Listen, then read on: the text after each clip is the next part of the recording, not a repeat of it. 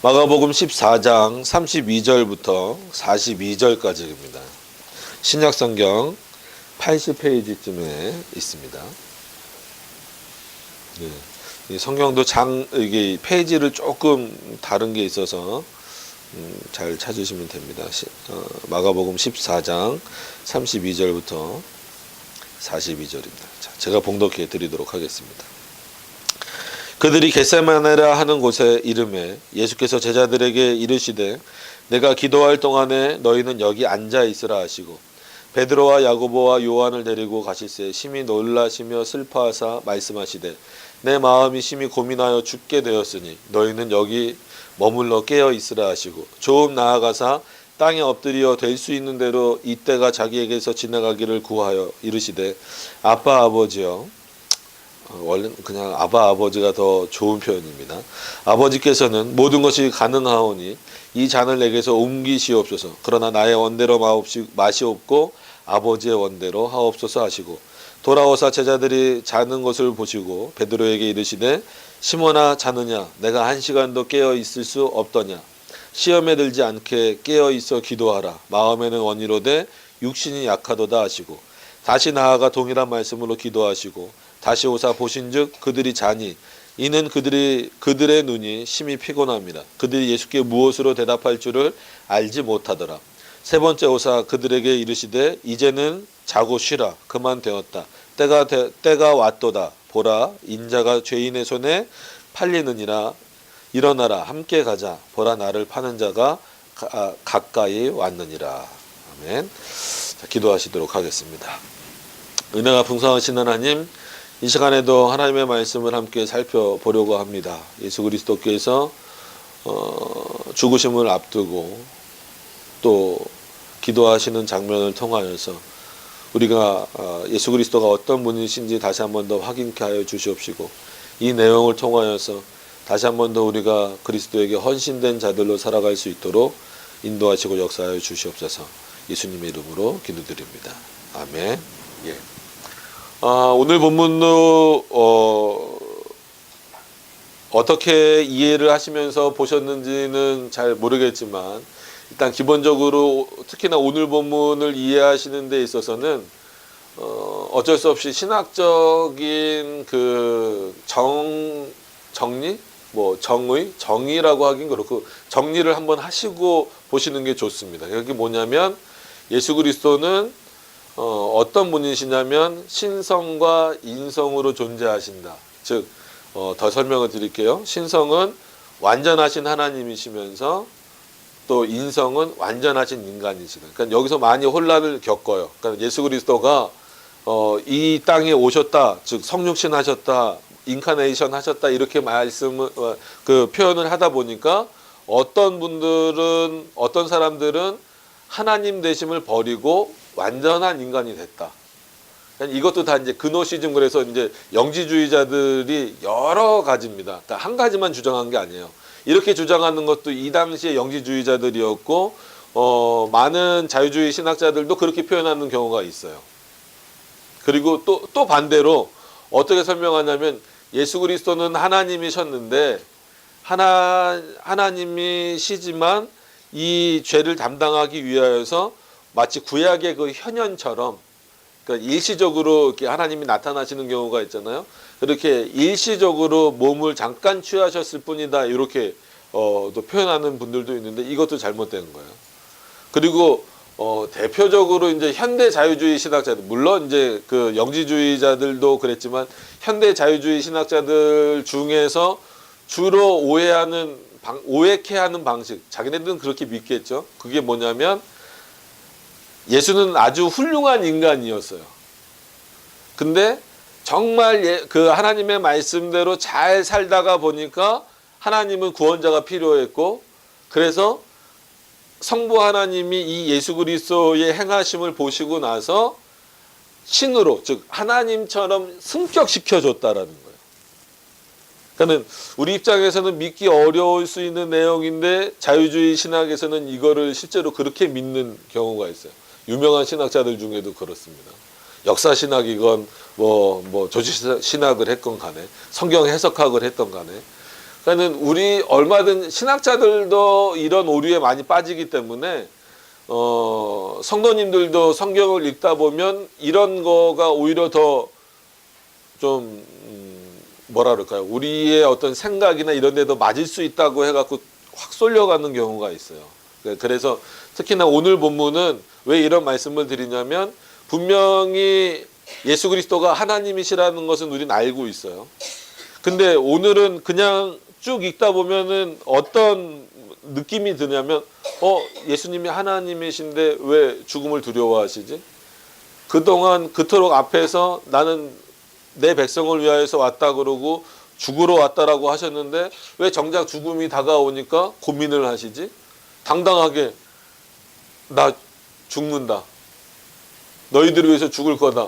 이렇게 말씀하셔야 될 것 같은데 오늘 보면 쭉 살펴봐도 내 마음이 심히 고민하여 죽게 되었으니 이건 너무 인간적인 고민 아닌가? 그리고 심지어 하나님의 뜻을 이루러 오셨다라고 말씀하시면서도 오늘 본문 같은 경우에 36절에 보면 아버지께 모든 것이 아버지여 아버지께는 모든 것이 가능하오니 이 잔을 내게서 옮기시옵소서. 이거는 그러니까는 그 문맥상으로 그냥 문자적으로만 보면 마치 예수님이 어떻게 해달라는 것과 비슷해요. 그러니까 단순히 살려달라 이게 아니라 하나님의 뜻이 바뀌었으면 좋겠다라는 의미로 받아들일 수 있단 말이에요. 그렇기 때문에 그렇다고 이 본문을 그렇게 봐버리면 큰일 납니다. 근데 자유주의자들이나 아니면 좀 예수 그리스도를 어떻게 해서든지 그분의 신성이나 인성의 흠집을 내려고 하는 사람들은 이 본문이 아주 좋죠. 그러니까 문맥상으로 보기에 흠을 잡고 이렇게 하기에 그렇기 때문에 특히나 이런 본문을 보실 때에는 어쩔 수 없이 그런 신학적인 그 정리를 머릿속에 딱 넣어놓으시고 보셔야 된다는 거예요. 그래서 기독론 할 때 나오는 내용이지만 정리를 한번 머릿속에 다시 한번 하시면 예수 그리스도는 어떻게 존재하시냐면 그분이 존재하시는 방식은 칼케톤 신조가 기초가 되지만 물론 모든 신조에 다 표현됐지만 칼케톤 신조에 자세히 나왔기도 했고 그때 처음은 아니지만 확실하게 다뤘기 때문에 완전하신 하나님이시면서 완전하신 인간으로 계신다. 그런데 이 두 성이 섞이질 않아요. 그래서 이성 1인격이다라고 말하는 거예요. 근데 어려운 거는 뭐냐면 이성 1인격인데 신성의 인격이 따로 있어요. 그러니까 삼일체랑 이해하는 방식은 비슷해요. 인성의 인격이 따로 있어요. 근데 두 인격이라고 말하지 않습니다. 그러니까 예수 그리스도의 신성을 말할 때는 예수 그리스도의 신성의 인격이 있다라고 분명히 말해야 돼요. 그리고 예수님의 인성을 말할 때도 예수님의 인성이 분명히 있다라고 말을 해야 돼요. 그런데 그렇게만 말해버리면 근데 거기서만 멈춰버리면 두 인격이 돼버리잖아요. 그러니까 이렇게 다중인격을 만들어버리면 안 된다라고 하는 사람들이 말하는 게 예수 그리스도의 1인격이에요. 예수 그리스도는 신성과 인성이 한 인격을 공유한다. 신학자들이 어렵게 많이 만들어놨죠. 근데 이런 것들 때문에 많은 성도들이 결국은 피해를 보고 이 헷갈림을 얻는 거예요. 그래서 정통 기독교가 고백하고 또 성경이 말하고 또 웨스트민스터 신앙고백서나 그리고 칼케톤 신조부터 쭉 고백해 왔던 내용들은 뭐냐면 분명히 신성의 인격도 있고 인성의 인격도 있어요. 그래서 각 신성과 즉 하나님 되심과 인간에 대해서 말할 때는 신성의 인격은 신성의 인격대로, 인성의 인격은 인성의 인격대로 말해야 되지만 예수 그리스도라는 이 한 분을 말할 때에는 두 인격이 아닌 한 인격으로 표현을 해야 된다라는 거예요. 그래서 이게 그 제임스 우서라는 사람의 그 정리이기도 하면서 모든 신학자들 칼빈도 마찬가지고 그 이후에 모든 정통 그 개혁 신학자들이 표현하는 게 공통적으로 표현하는 게 예수 그리스도는 성육신 하신 이후에 그 전에는 아니고 성육신 하신 이후부터는 이성 1인격이다. 그러니까 두 가지 성을 즉 신성 남성 여성이 아닙니다. 신성과 인성 즉 완전한 하나님이시면서 동시에란 말을 꼭 쓰셔야 돼요. 동시에 완전하신 인간, 완전한 인간이에요. 불완전한 표현이 여기 들어가면 안 됩니다. 완전하신 인간으로서 예수 그리스도가 이성일인격으로 계시다라는 거예요. 그러니까 이 기본적인 것은 갖고 오늘 보셔야 조금이나마 오해하실 수 있는 부분들을 좀 상쇄시키면서 보실 수 있다라는 겁니다.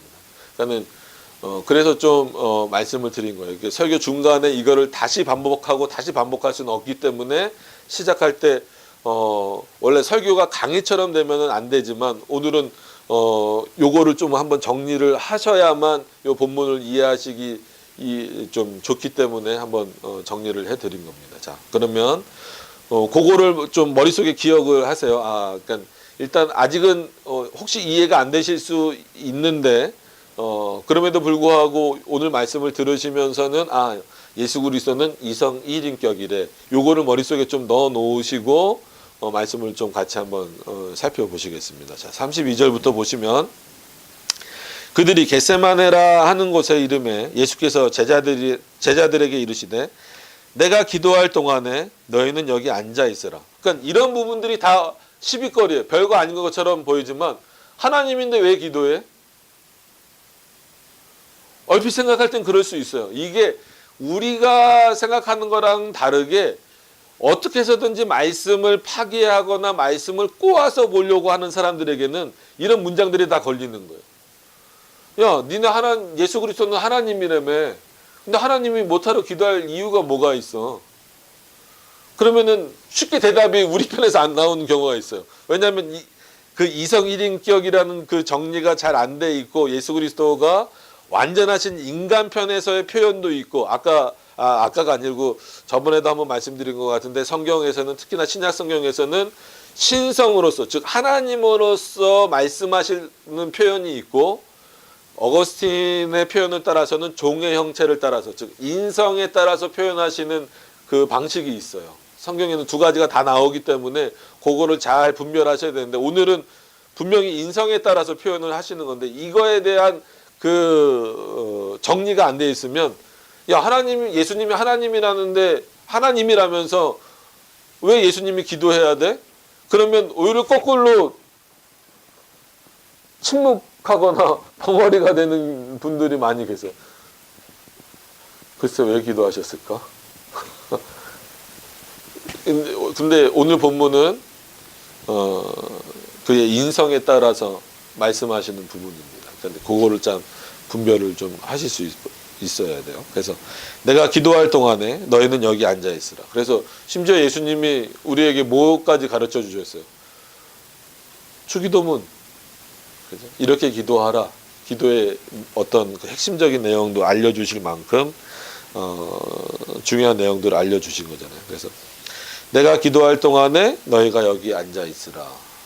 이 표현 자체도 지금 큰 일을 앞두고 하나님이신 예수 그리스도조차도 그의 인성에 따라서 하나님께 여기서 분명히 대상은 성부겠죠. 성부에게 기도하시는 그런 내용들을 볼 수 있습니다. 그래서 그만큼 기도가 우리를 살리는 내용이에요. 여러분 하나님이 다 작정하셨고 예정해 놓으셨다라고 해서 우린 기도할 필요 없겠네 이렇게 생각하시면 안 됩니다. 예수님도 모든 것을 하나님으로서는 모든 것을 아시는 분임에도 불구하고 인성으로서는 즉 인간 되심으로서는 늘 하나님께 기도하시면서 물으시는 분이에요. 묻고 답을 얻으셔서 행하시는 그러한 분이다라고 하는 겁니다. 그럼 마찬가지로 우리도 하나님의 백성이다라고 한다면 기도를 늦춰서는 안 돼요. 그렇다라고 해서 실명을 거론하기는 그렇지만 어떤 목사님은 하루에 23시간 기도하신다는데 그러다 죽어요.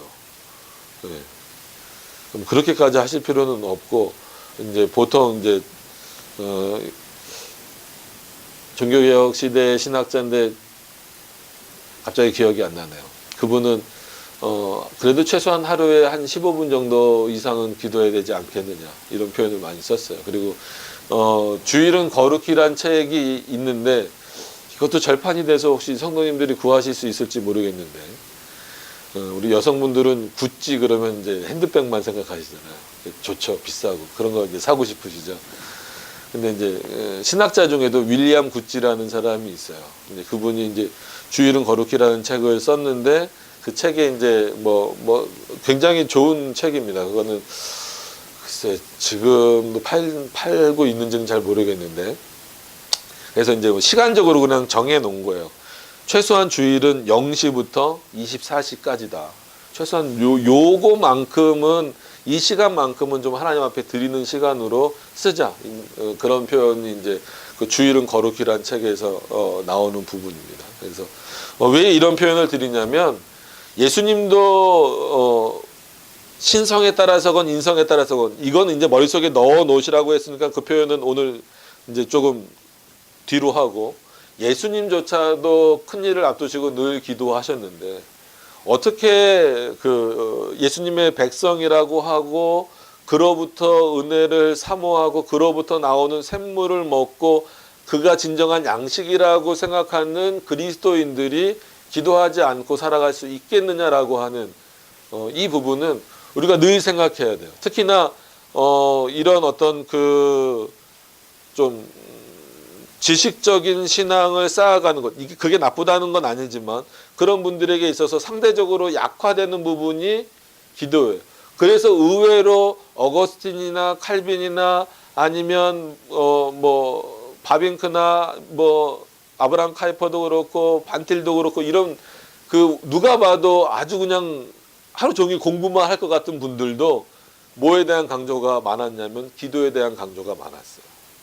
그러니까 여러분들도 열심히 기도하세요. 진실되게, 저는 열심이란 단어보다도 신실하게 진실되게 기도하시기를 바랍니다. 그게 참 어떻게 보면 성도를 살리는 길이고 내 스스로가 사는 길이다라고 하는 겁니다. 자, 오늘 나갈 내용이 많은데 좀 더 진행을 해보죠. 일단 예수님이 기도하러 가신 거예요. 누구를 데리고 가셨냐면 베드로와 야고보와 요한을 데리고 가셨어요. 3명만 데리고 가셨어요. 12명 다 데리고 가실 수도 있겠지만, 이미 그 가룟 유다는 이제 마가복음엔 그렇게 자세히 나오진 않았지만, 다른 본문에 보면 이제 예수님을 잡으러 이제 그 사람들하고 먼저 나갔잖아요. 그러니까 11명을 다 데리고 남았는데 11명을 다 데리고 가시진 않고 그 중에 3명을 데리고 가서 너희는 밑에 있으라는 거예요. 나 혼자 기도하러 가겠다라는 거죠. 그래서 말씀하시되 내 마음이 심히 고민하여 죽게 되었으니 너희는 여기서 머물러 깨어 있으라. 깨어 있으라는 건 뭐예요? 깨어서 서로 잡담하라는 얘기가 아니죠. 뭐 하라는 거예요? 너희도 같이 기도하라는 거예요. 그러니까 너희가 얼마만큼 내가 죽을 거에 대해서 그 고통을 얼마만큼 인식하고 같이 동참할지는 모르겠지만, 최소한 너희들이 내 제자라고 한다면 내가 기도를 요청했을 때 너희들은 어떻게 해야 된다라는 거예요. 깨어서 기도해야 된다라는 게 예수님의 말씀이에요. 그러고 본인 모습을 보여주기 싫으셔서가 아니라 예수님은 하나님과의 어떤 그 관계와 있어서 기도하러 올라가신 거고, 너희들은 밑에서 한마디로 나를 위해서 기도하라는 거예요. 근데 우리는 걸리진 않지만 많은 분들이 여기서 이제 고민을 하고, 왜 예수님에게 이런 마음이 들었을까? 뭐냐면 내 마음이 심히 고민하여 죽게 되었으니, 본인이 죽는다라는 것을 알고 계셨음에도 불구하고 그 시기가 점점 다가오니까 이건 그냥 예수 그리스도의 인간적인 연약함이구나. 아까 우리가 신성 안 쓴다고 했는데 인성에 따라서 그냥 인간의 연약함이 확 드러나는 거구나. 이렇게만 그냥 이해를 하시면 안 돼요. 물론 그 부분이 없는 건 아닙니다. 완전하신 인간이니까 그런 부분이 없는 건 아니에요. 그럼에도 불구하고 예수 그리스도가 실제로 죽음 자체를 두려워하시기 때문에 이렇게 표현했다라고 말하는 거는 잘못됐다라는 거예요. 그렇게 인식하면 안 된다는 거예요. 최소한 그래도 이 개혁주의를 한다라고 하고 장로교회 안에 있다라고 하는 분들은 이 표현을 그냥 단순히 예수 그리스도의 인간적인 연약함이 드러난 부분, 이렇게만 하고 넘어가시면 안 돼요. 그러니까 그 부분이 드러난 거는 맞습니다만, 그럼 왜 그런 부분이 드러나게 됐을까? 왜 드러나게 하셨을까?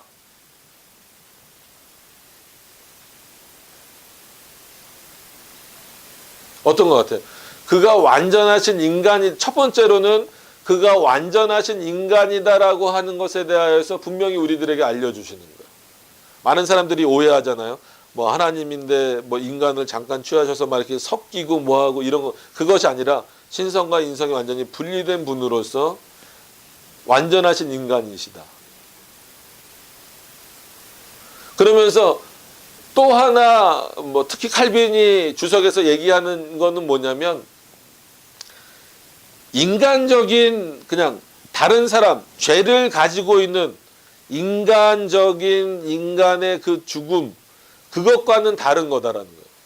왜냐하면 예수님이 완전하신 인간이셔도 그분은 죄가 있습니까? 없습니까? 없는 분이에요. 예수님이 죄가 있다 그러면 큰일 납니다. 그러면 우리 죄를 전가 받으실 수도 없고 우리 죄가 전가가 될 수도 없는 거예요. 그분은 우리를 위하여서 인간이 되신 분이지만 죄는 없는 분이란 말이에요. 그럼 그 죄가 없는 분으로서 죽음의 두려움을 갖고 계신다라는 것은 죄가 있는 우리들이 죽음의 두려움을 갖고 있는 것과는 달라요. 왜냐하면 우리가 죽음에 대한 두려움을 갖고 있는 것은 물론 그냥 살아가고 뭐 아프거나 아니면 나이가 많거나 이래서 죽음의 두려움이 찾아오는 그것과는 다른 겁니다. 왜냐하면 그러니까 예수님 말고 일반적인 모든 인간들이 가지고 있는 죽음의 두려움은 형벌로부터 오는 거예요. 그렇잖아요. 아담과 하와가 타락한 이후에, 왜냐하면 그 하나님이 선과 악을 알게 하는 나무 열매를 먹으면 너희가 어떡하리라? 정령 죽으리라 그랬잖아요. 그럼 그 죽음이 축복은 아니란 말이에요. 그 열매를 따먹었을 때 온 그들에게 주어지는 뭡니까? 형벌이란 말이에요.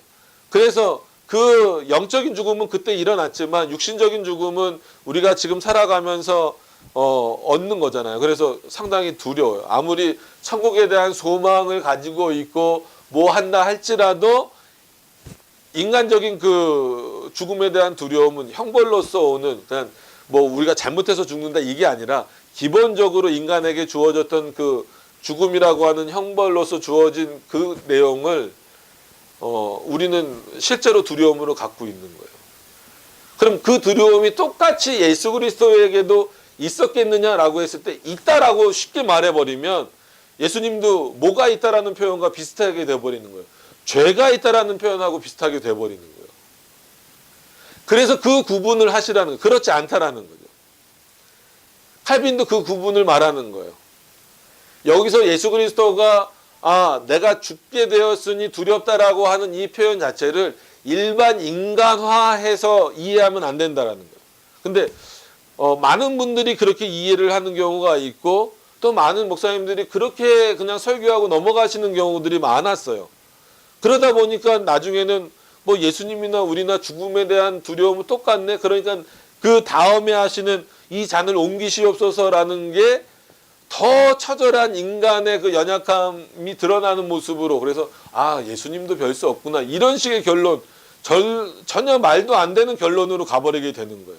그러니까 그런 표현을 많이 쓰죠. 첫 단추를 잘못 깨면 마지막 단추가 어긋나듯이 성경 해석도 마찬가지입니다.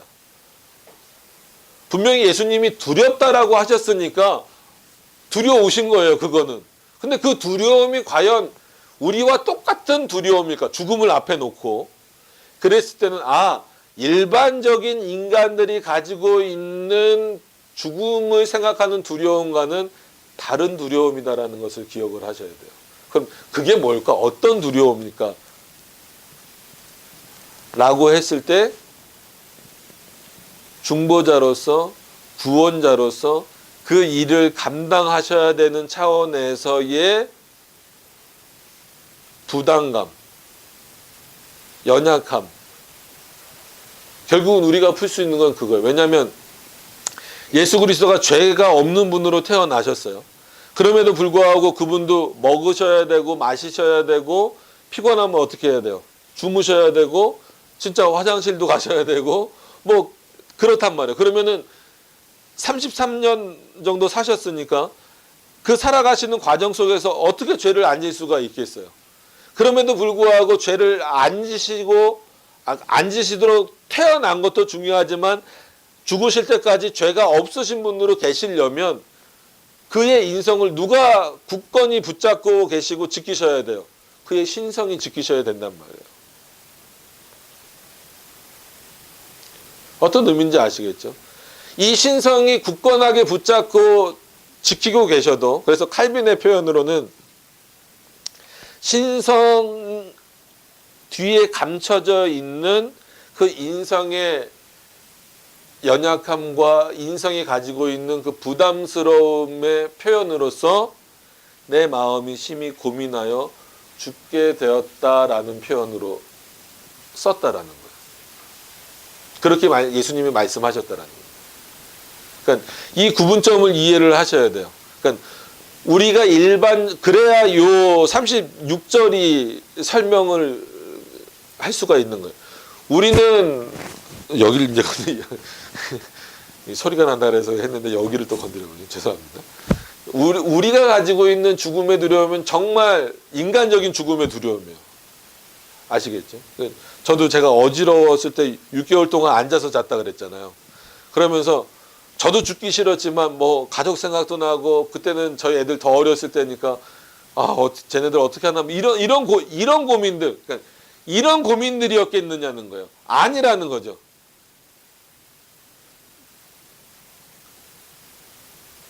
이런 고민들은 다른 죽음의 고민이었다라고 했을 때에는 그 백성들을 대신해서 죽으셔야 되는, 나중에 그 최후 심판까지 생각하셔야 되는 그런 자로서의 어떤 인간이 느낄 수 없는 그런 고통과 고뇌와 번민들, 그의 인성으로서 가질 수 있는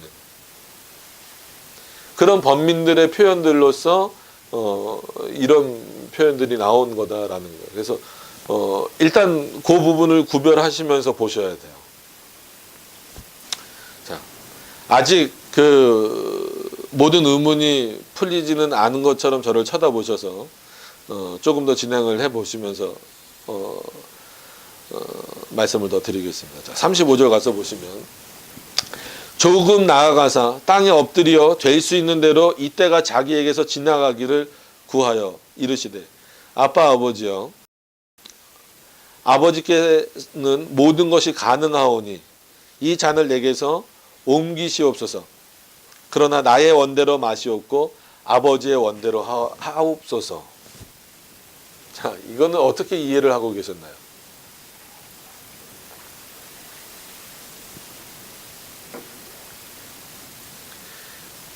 이것도 그 예수 그리스도의 연약함이 드러난 부분인 건 맞아요. 근데 우리처럼 일반화하지는 말라고 말씀을 드렸어요. 이것을 가지고 예수님조차도 하나님의 뜻을 바꾸려고 했다라고 표현하면 안 돼요. 오히려 예수님은 이것을 통하여서, 이 기도를 통하여서,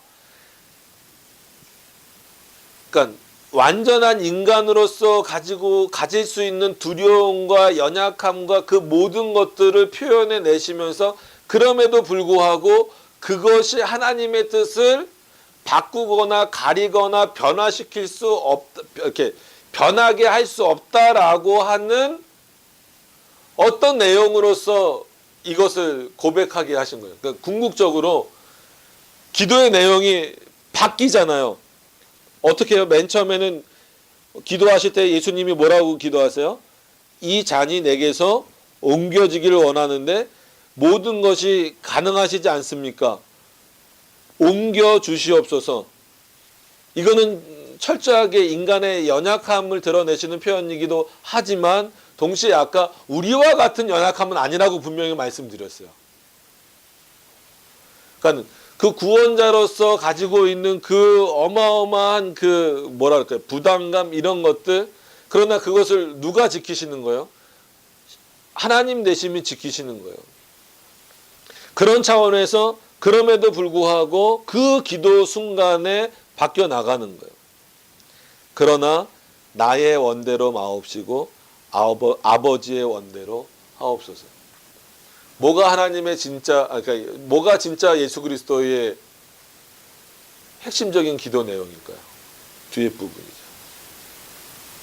그러니까 이걸 놓치면 안 돼요. 그러니까 예수님이 마치 그러니까 인간들처럼 번민하다가 그래요. 어떻게 어쩔 수 없죠. 그냥 제가 죽겠습니다. 이게 아니라는 거예요. 번민하다가 내린 결론이 아니라 인간적인 그런 고민을 오히려 드러내시면서 기도를 통하여서 하나님의 뜻을 예수 그리스도조차도 더 확신하시고 더 분명하게 깨닫게 되는 방식으로 우리들에게 보여주시는 거예요. 여기서 말씀드리고자 싶은 건 뭐냐면 왜 예수님이 제자들을 데리고 가셨을까?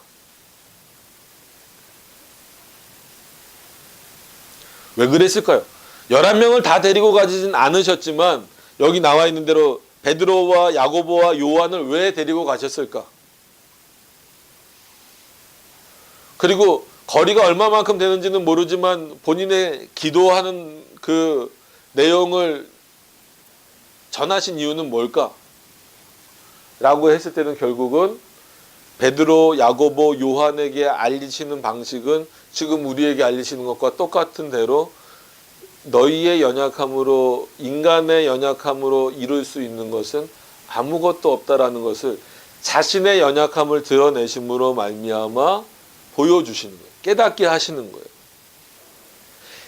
하나님은 내가 기도하면 이것을 옮기실 수 있는 분이심에도 불구하고 나도 인간이기 때문에 그런 못 박히고 또 고난당하고 그런 것들이 죽음을 앞에 두고 부담스럽고 걱정스럽긴 함에도 불구하고 그럼에도 불구하고 그 모습들을 감춰내고 그 모습을 깨내고 주님의 뜻을 이룰 수 있는 것, 즉 하나님의 뜻을 이룰 수 있는 것은 인간의 연약함, 인간의 의지에서 나올 수 있는 것이 아니라 결국은 하나님이 그 마음에 원대로 주시는 것, 그 뜻대로 이 모습들이 일어나가지는 것이다 라는 것을 제자들로 하여금 알게 하시기 위함이다. 지금 우리에게도 마찬가지입니다. 그래서 오늘 표현이 그거예요. 그러나 나의 원대로 마옵시고 아버지의 원대로 하옵소서. 이거를 마치 예수님은 죽기 싫었는데 억지로 죽었다 이렇게 표현하시면 안 되는 거예요. 자, 조금 더 나가서 37절에 보시면 돌아오사 제자들이 자는 것을 보시고 베드로에게 말씀하시되 시몬아 자느냐 내가 1시간도 깨어 있을 수 없더냐. 1시간이라 그래서 이건 1hour가 아닙니다. 그죠? 내가 기도하라고 불렀는데 내가 지금 너희들한테 내가 죽게 되었다라고 올라갔는데 너희가 내 제자라고 한다면 정말 나를 따르는 자라면 너희도 같이 기도해야지 어떻게 그럴 수 있느냐 라고 책망하시는 거예요. 이건 분명히 책망입니다. 그러면서 동시에 어떤 말씀을 하시는 거예요? 38절을 한번 보세요. 다 같이 한번 읽어보겠습니다. 38절은 자 시작. 시험에 들지 않게 깨어있어 기도하라. 마음에는 원이로되 육신이 약하도다 하시고. 예수님이 분명히 책망하셨어요. 너희가 1시간도 깨어서 나를 위해서 기도할 수 없느냐? 나와 같이 기도할 수 없느냐? 그래 이 시간이 졸린 시간인 거 안다. 피곤한 거 안다. 그럼에도 불구하고 너희는 나를 위해서 기도할 수 없고 나와 함께 기도할 수 없느냐?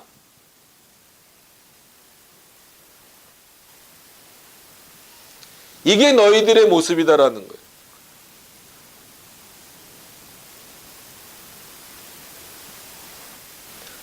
그러고선 교훈처럼 보이지만 여러분 시험에 들지 않게 깨어있어 기도하라. 당연히 그래야 되는데 그러면 늘 사람들은 뭐라고 말하냐면 마음에는 원이로되 육신이 약한다라고 말한다. 이런 핑계 대지 말라는 거예요.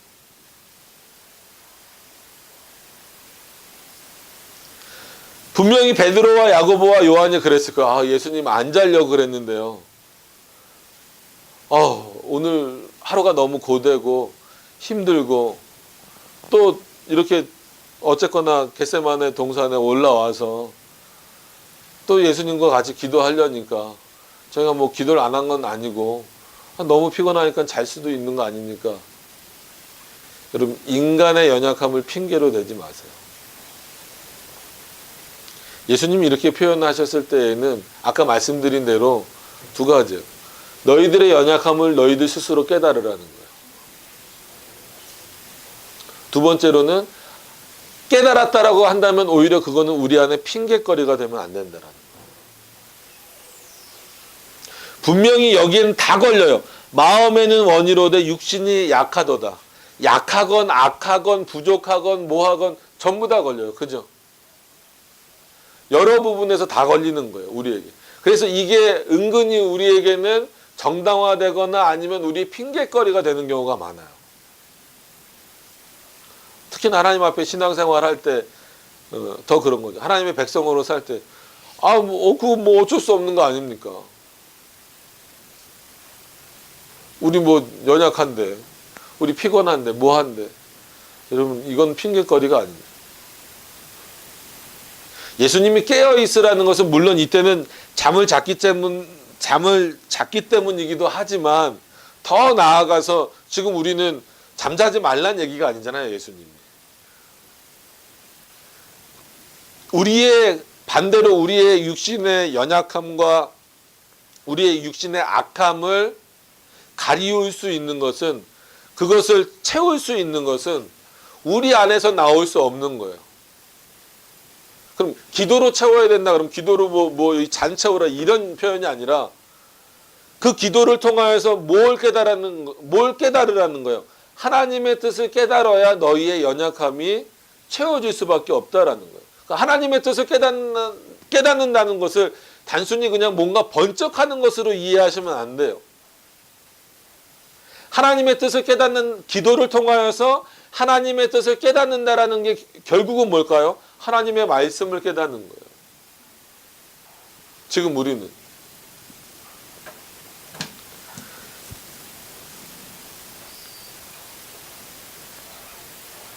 그래서 결국은 하나님의 뜻이 선과 공의의 유일한 규범입니다. 그러니까 예수 그리스도조차도 죄가 없이 태어나셨고 그의 신성이 지켜주셔서 여전히 죄가 없이 사신 분임에도 불구하고 죽음을 앞에 두고는 이런 고민과 번민을 우리와는 다르지만 하실 수밖에 없는 연약함이 예수 그리스도에게도 있다라는 거예요. 그럼에도 불구하고 예수 그리스도는 뭘 이겨내신 거예요? 자기의 육신의 연약함을 뭘로 이겨내신 거예요? 자기의 능력으로? 아니에요. 주님의 뜻이 뭔지 깨닫는 방식. 그게 오늘은 어떤 방식을 쓰신 거예요? 기도의 방식을 쓰신 것 뿐이라는 거예요. 그 기도의 방식을 통하여서 자신의 그 인성의 연약함을 결국은 이겨내시고 어떻게? 하나님의 뜻을 이루는 것이 내 원대로 되는, 내 육신의 연약함대로 되는 것보다 훨씬 더 훌륭한 것이고 훨씬 더 하나님의 뜻을 이루어 나가는 것이다라고 하는 것을 분명하게 우리들에게도 알려주시는 거고 제자들에게도 알려주시는 거다라는 거예요. 그래서 이런 본문들이 쉽게 보면 쉽게 볼 수 있는 거지만 그냥 오늘 본문도 그냥 그렇게 표현하면 돼요.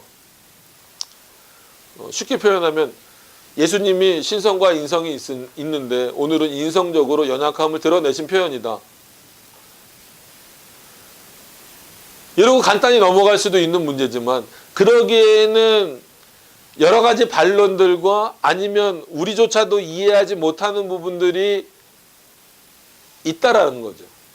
그 부분들을 해결해내기 위해서는 우리가 이미 지식으로 배우고 있었던 예수 그리스도가 어떻게 존재하시는가, 신성과 인성으로 존재하시는데 오늘은 분명히 인성의 연약함이 나타나고 있지만 왜 인성의 연약함을 제자들에게 보여주실까? 그게 핵심이에요.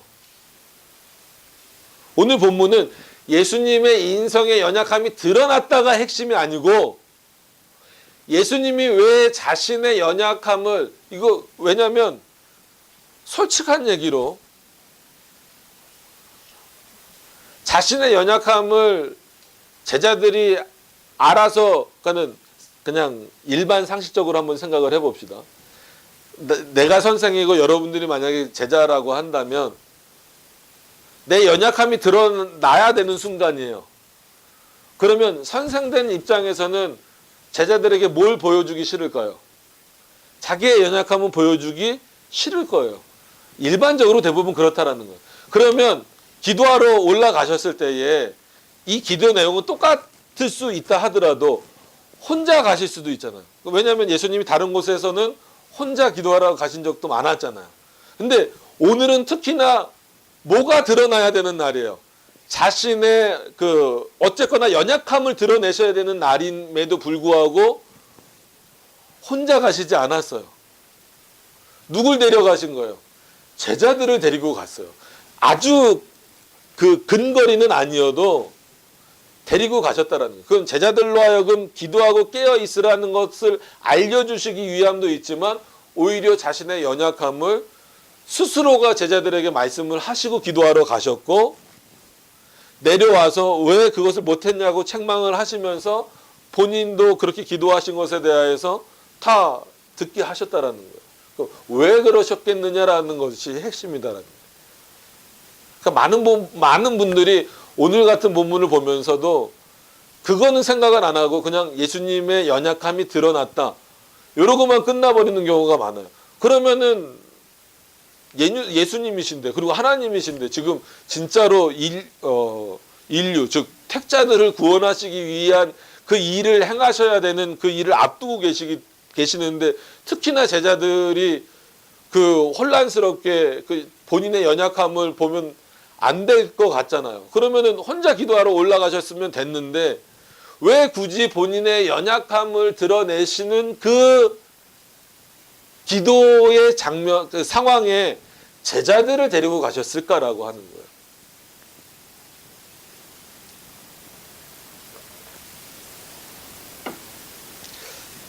이럴 생각을 저만 하는 건 아니죠. 성도님들도 이런 본문을 보시면서 해보셨나요? 한번 안 해보셨으면 한번 해보세요. 예수님이 왜 굳이 자신의 연약함이 드러나는 그 기도를 해야 되는 상황에 제자들을 데리고 올라가셨을까? 옆에 두진 않으셨어도 좀 근거리였어도 몰랐을까요? 다 알았지. 그것은 첫째로는 예수 그리스도조차도 그런 어떤 죽음에 대한 두려움 본인이 말씀하신 것처럼 있기 때문에 결국은 그 두려움을 깨고 이기시는 기도의 내용이 뭐예요? 내 원대로 마옵시고 아버지의 뜻대로 하시옵소서.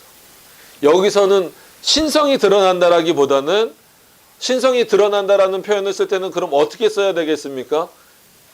예수 그리스도가 하나님의 뜻을 더 높이 드러내시는 방식으로 자신의 연약함을 보여주시는 거예요. 뭔지 조금 이해가 되시겠습니까? 그래서 결국은 그의 하나님 되심이 그의 인성을 이렇게 붙잡고 계시는구나. 결국은 그 인성으로서 한계를 딱 쳐버릴 수 있는 그것을 뛰어넘을 수 있는 죽겠습니다. 이건 그렇게 쉬운 게 아니란 말이에요. 그것을 뛰어넘게 하시는 그것은 결국은 하나님이 그렇게 하셨다라는 거예요.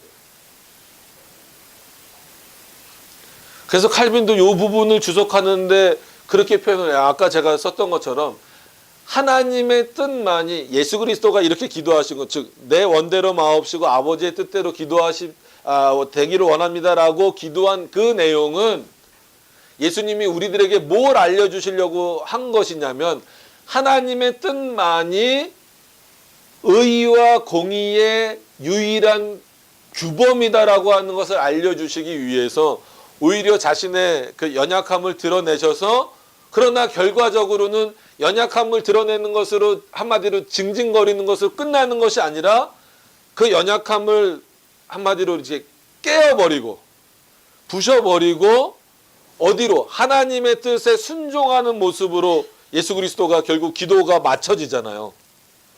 그렇기 때문에 하나님의 뜻을 더 드러내시는 방식. 맨 처음에 시작은 자신의 연약함을 표현하면서 왜 예수님이 이러시지라고 하지만 궁극적으로는 그 연약함을 부셔내시고 깨어버리시고 자신의 뜻이 아닌 하나님의 뜻을, 즉 성부 하나님의 뜻을 이루시는 방식으로 기도가 끝맺음되고, 그것을 누구로 하여금, 제자들로 하여금 보게 하시기 위하여서 너희들 왜 자고 있느냐. 첫 번째는. 두 번째 오셔는 깨어있으라. 한 시간도 나랑 기도를 못하느냐.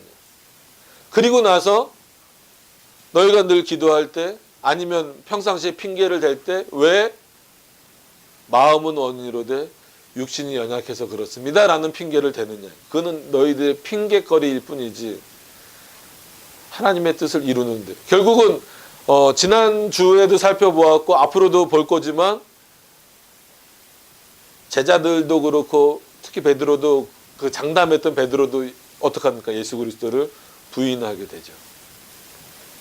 지난주엔 그게 신념이냐 아니냐 이런 걸로 다뤘지만 결국은 뭐예요? 아마 베드로나 제자들의 마음의 원은 뭐였을 것 같아요? 내가 예수님 지켜야 되는데. 그런 마음이 있었을까요? 없었을까요? 아마 있었을 거예요. 근데 왜 못 나섰을까요? 뭘 못 뛰어넘는 거예요? 죽음이라고 하는 두려움을 못 뛰어넘는 거죠. 그러니까 베드로도 닭이 3번 우니까 그제서야 뭐가 깨달아지는 거예요?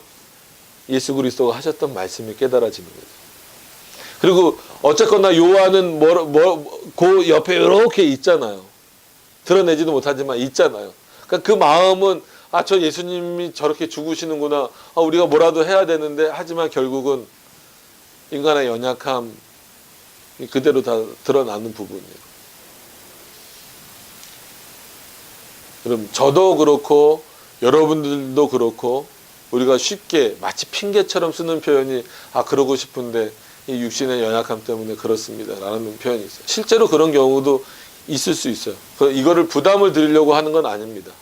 부담을 드리려고 하는 건 아니에요. 그래서 뭐 요즘에도 그러는지 모르겠지만 네덜란드 그 개혁교회 중에서는 만약에 목사님이 심하게 감기가 걸리면 그날은 쉬신대요. 설교 안 하고.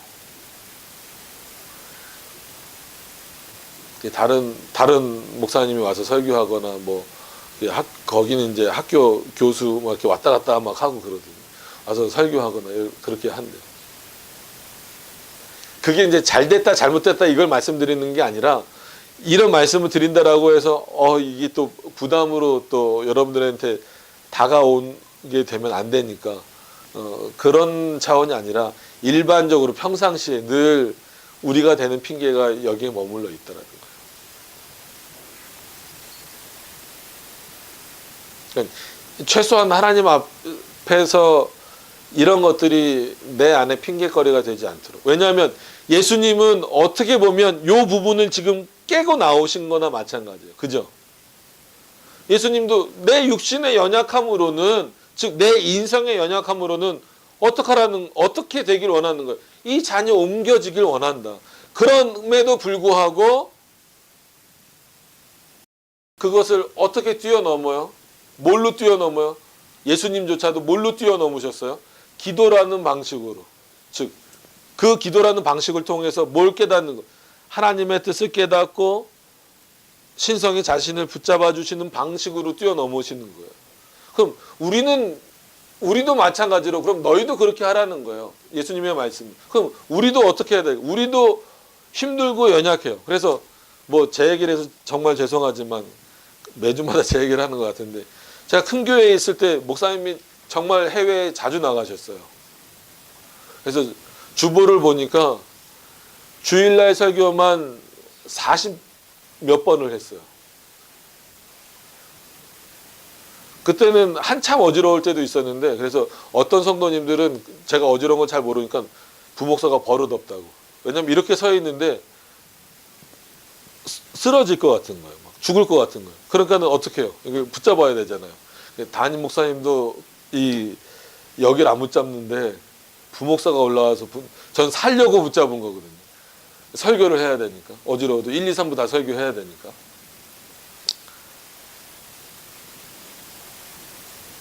그럴 때 드는 마음이 야, 이거 계속하다가는 죽겠다.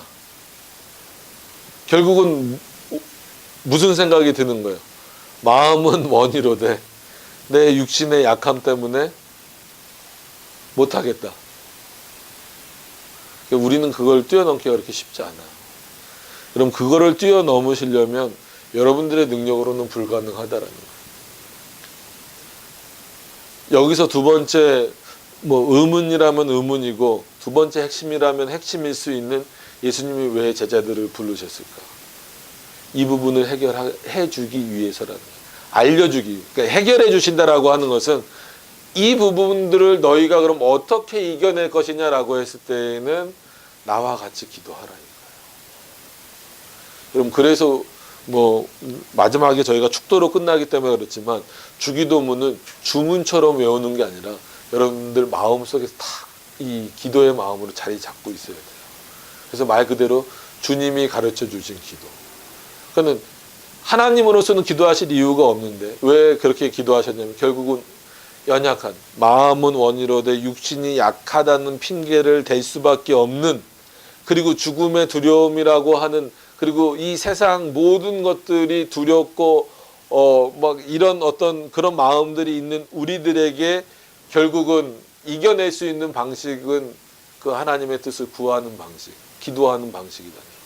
그런 차원에서 주기도문은 예수 그리스도의 말씀이기 때문에 중요하기도 하지만 그런 차원에서 우리들에게 굉장히 중요하다는 거예요. 그래서 신조들도 그 웨스트민스터 신앙고백서도 결국은 사도신경 해설, 십계명 해설, 그 다음에 뭡니까 마지막으로 주기도문 해설이잖아요. 굳이 그거 성경에 나와 있는 거 왜 또 합니까? 라고 묻는 분들이 있는데 그만큼 중요하기 때문에 그런 겁니다. 여기서 오늘 예수님도 기도하셨어요. 여러분도 기도하세요. 그것도 중요하지만 그것으로만 끝나면 되는 게 아니라 그럼 왜 그렇게 하셨을까?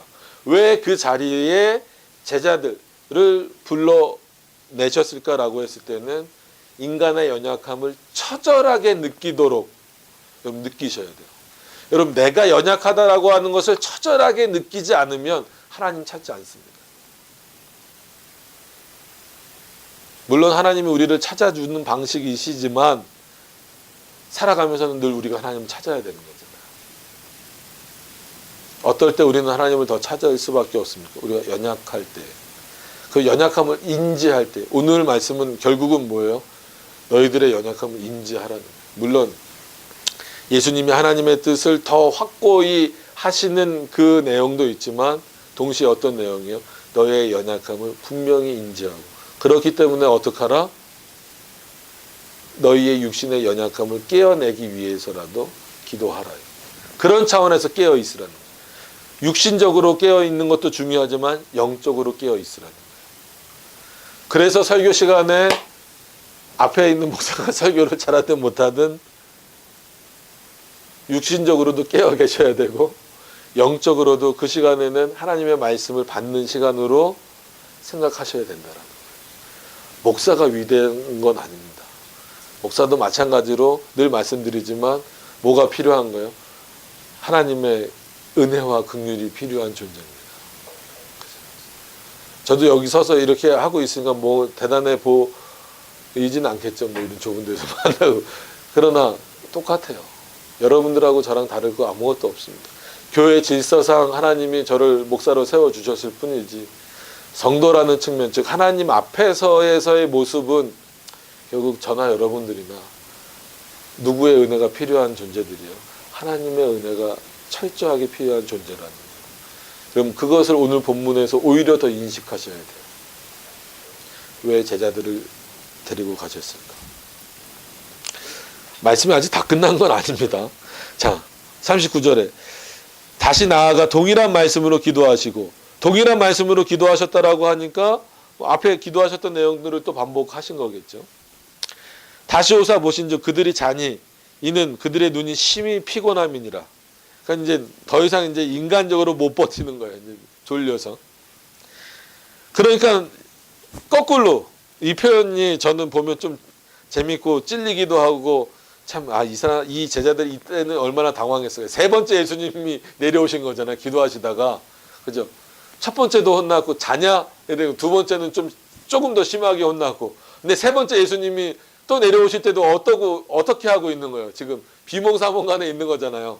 그러니까, 야, 예수님한테 이제 뭐라고 말해야 되냐? 이제 할 말도 없는데. 예수님이 이제 그 육신의 연약함도 핑계로 되지 못하게 그냥 딱 못 박아놓고 올라가셨다가 또 내려오셨는데 이거 뭐라고 하냐 했는데 예수님이 그때는 책망하지 않으세요. 참 희한하죠. 그런 부분들을 잘 캐치하시면서 보면 예수님이 우리들에게 요구하시는 게 뭔가가 좀 알 수 있는 거예요. 41절에 보면 세 번째 오사 그들에게 이르시되 제자들은 지금 마음이 어떤 거예요? 두근두근한 거죠. 또 혼날까 봐. 그죠? 아닌 것 같아요. 그런 거예요. 근데 뭐라 그러세요? 이제는 자고 쉬라. 제자들이 생각했던 거랑은 전혀 다르게 이젠 자라. 그리고 나서 뭐라 그러는 거예요? 그만 되었다. 이제 그만 기도해라. 억지로 이렇게 기도하는 척 하지 마라. 그리고 나서 때가 왔도다. 보라, 인자가 죄인의 손에 팔리느니라. 자, 요 부분 보세요. 이거는 물론 예수님의 말씀이니까 이거를 뭐 인성적이다, 신성적이다라고 나눌 수는 없지만 지금 아직 아무도 안 왔어요. 그죠? 이 말씀을 하실 때만 해도. 근데 누가 오고 있어요? 가룟 유다가 다른 본문에는 이제 아예 이름까지 나왔죠. 말고라고 하는 그 로마 병정을 데리고 오잖아요. 오고 있는 것을 멀리서 귀가 막 소머즈처럼 돼서 들리셨을까요? 아니죠. 그러니까 이런 부분들이 어떻게 보면 신성적인 표현이라는 거예요. 알고 계신 거예요. 나를 팔 자가 지금 오고 있다. 때가 되었으니까 이제 너희들 편히 쉬어라. 더 이상 너희들 이제 기도 안 해도 된다. 그리고 나서 일어나 가자. 가서 보면 나를 파는 자가 와 있을 거다. 그러니까 이게 벌써 오늘 본문에도 그러니까 신성적이다라고 해서 하나님처럼 말씀하신다 이건 아니라는 거예요. 그러니까 신성에 따른 표현과 인성에 따른 표현이 여기서도 벌써 나오잖아요. 그죠? 이 뒷부분에는 뭐예요? 가자. 때가 되었다. 나를 파는 자가 오고 있다. 내려가면 그가 나에게 가까이 와 있을 것이다. 그건 뭐예요? 하나님으로서 아시는 거예요. 멀리 예수님 눈이 밝아서 멀리 보시는 게 아니라. 이렇게 그의 신성적인 표현이 나오면서도 불과 앞에서는 그의 인성적인 연약함을 그냥 드러내시는 거예요. 여과 없이 드러내시는 거예요. 여러분, 오히려 이 부분을 통하여서 시비를 걸 게 아니라 우리는 감사해야 돼요. 예수님도 이렇게 자신의 연약함을 그냥 제자들에게 보이시고, 물론 먼저는 하나님께 보이시는 거죠. 하나님께 보이시고, 심지어 제자들에게도 다 말씀하시고 나서 그 연약함을 어떻게 이기는가를 스스로가 보여주시는 거예요. 그런 차원에서 오늘 본문은 의미가 있는 겁니다.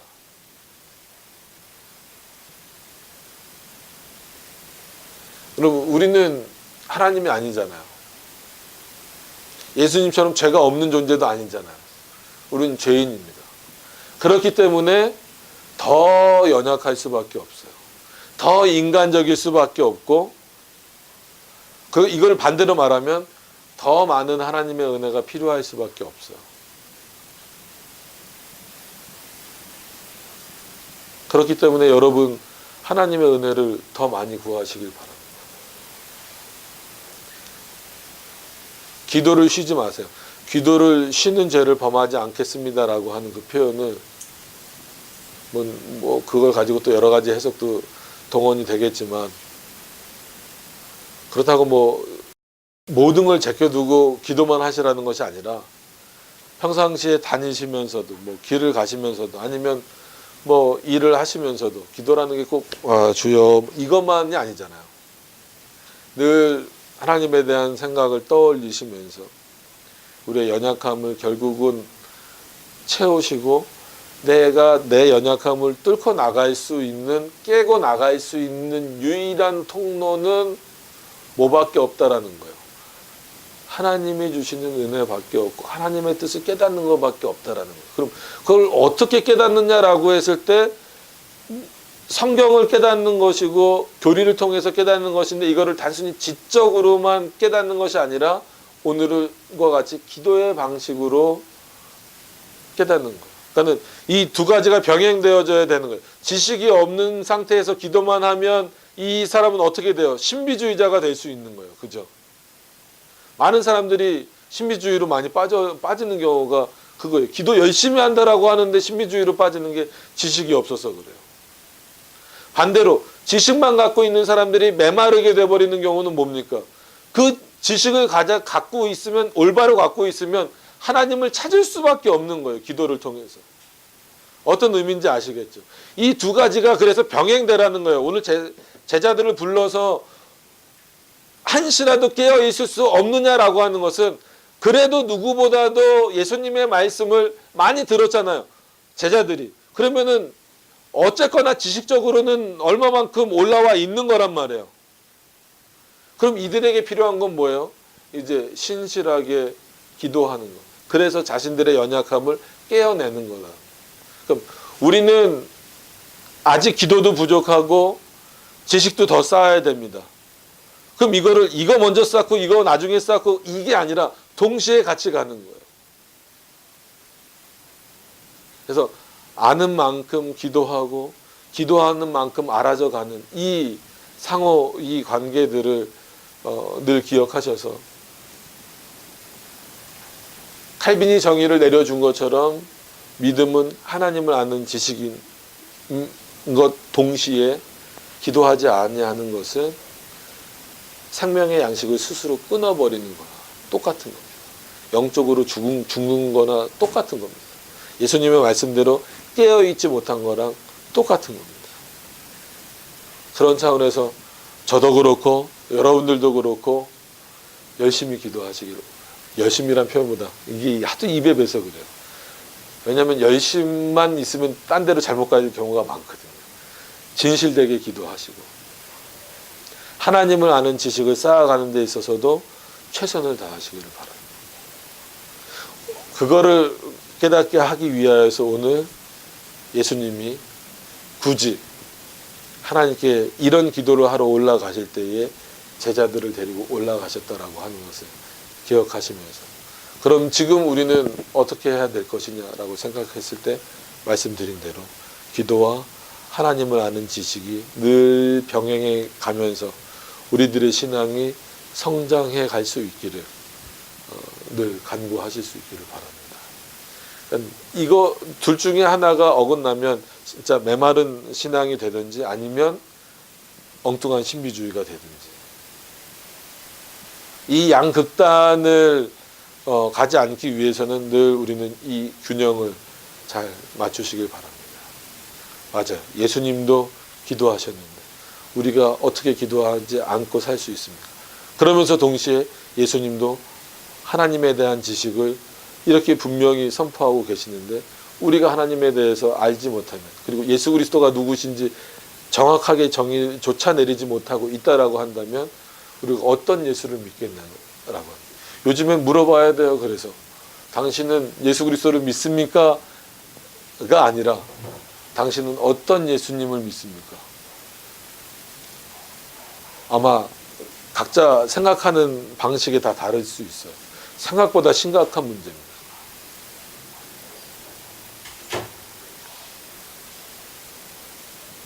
정리하죠. 예수님은 어떻게 존재하신다고요? 존재 방식으로서는 신성과 인성으로 존재하십니다. 충돌되지도 않고 혼합되지도 않아요. 그렇다고 완전히 분리되는 차원도 아닙니다. 더 어려운 표현을 쓰지 않겠습니다. 요렇게만 이해하셔도, 그래서 이성 일인격이다. 그래서 성경에서는 그의 신성에 따른, 즉 하나님 되심의 표현도 나오고 인성의 표현도 나와요. 오늘 본문에서 두 가지가 다 나오지만 더 많이 나오는 것은 인성의 연약함이 나오는 모습이지만, 인성의 연약함이 나온다라는 것으로 끝나는 것이 아니라 그것을 이겨내시는 모습으로 우리들에게 보여주시는 거고, 제자들을 같이 그 자리에 부르셨다라는 것은 제자들로 하여금 철저히 연약함을 깨닫게 하시고 스스로 느끼게 하시고 그것을 어떻게 이겨나가야 되는지까지도 알려주시는, 그리고 마지막 부분에서는 하나님 되심으로써 나를 팔자가 온다, 즉 하나님의 뜻대로 모든 것이 이루어지고 있다라고 하는 것을 그 말 한마디의 표현에 다 담아서 제자들에게, 그리고 지금 우리에게 알리고 계신다라는 거예요. 이 부분들을 놓치지 마시기를 바랍니다. 그래서 좀 이런 표현이 좀 그렇긴 하지만 설교를 좀 이렇게 쉽게, 또 우리 성도님들이 이해하기 쉽게 좀 하려고 최대한 노력을 하긴 하는데, 하다 보면 조금은 좀 내용이 어려워질 수 있을 것 같아요. 근데 어렵게 안 느끼시면 감사한 거고, 만약에 그렇게 느끼신다고 한다면 조금 더 한 번씩 고민해 보시고 이 본문에 대한 답들을 얻어 가시면 좋을 것 같습니다. 그래서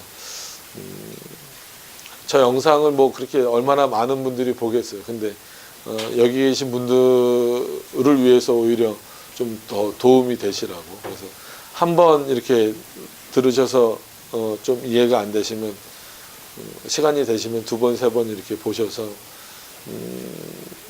그런 의문들을, 그리고 궁금한 게 있으면 설교 시간에는 뭐 그렇더라도 나중에라도 물어보시면 같이 또 고민하고 또 해결책을 또 해결책이란다, 이 또 그 바른 어떤 내용들을 확인해가는 작업들을 하시면서 우리들의 신앙을 성장시켜 나가는 겁니다. 근데 그 중에 오늘 제가 기도를 특별히 좀 강조했던 이유는 의외로 개혁주의 한다는 사람들이 기도 안 하는 경우가 너무 많아서 그래요.